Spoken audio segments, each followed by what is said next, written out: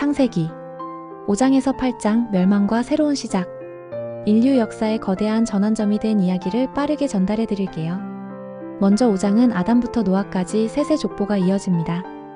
수백 년의 수명을 살았지만 결국 모두 죽었더라는 기록은 죄의 결과가 얼마나 엄중한지 보여주죠. 하지만 이 슬픈 연대기 속 에녹은 특별했습니다. 그는 하나님과 300년간 동행하다가 죽음을 보지 않고 하나님께로 옮겨졌어요. 죽음 속 한 줄기 빛, 바로 하나님과의 관계가 주는 소망입니다. 6장으로 넘어오면 인류의 죄악은 극에 달합니다. 사람들의 생각과 계획이 항상 악할 뿐이었죠. 하나님은 심히 한탄하시고 마음에 근심하셨습니다.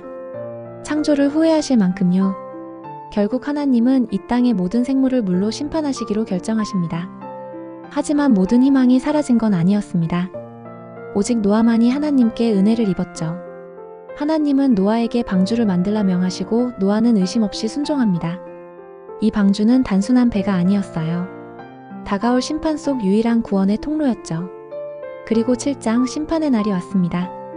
큰 기품의 샘들이 터지고 하늘의 창문이 열려 40일 밤낮으로 비가 쏟아졌어요. 모든 것이 물에 잠기고 생명들이 쓸려나갔지만 오직 방주 안에 있던 노아와 가족 그리고 동물들만 살아남았습니다. 하나님의 말씀에 순종한 노아의 믿음이 그들을 살린 겁니다. 마침내 8장, 물이 줄어들고 방주는 아라랏 산에 닿았죠. 노아는 까마귀와 비둘기를 보내 땅이 마른 것을 확인하고 방주 밖으로 나옵니다. 가장 먼저 한 일은 바로 하나님께 제사를 드린 것.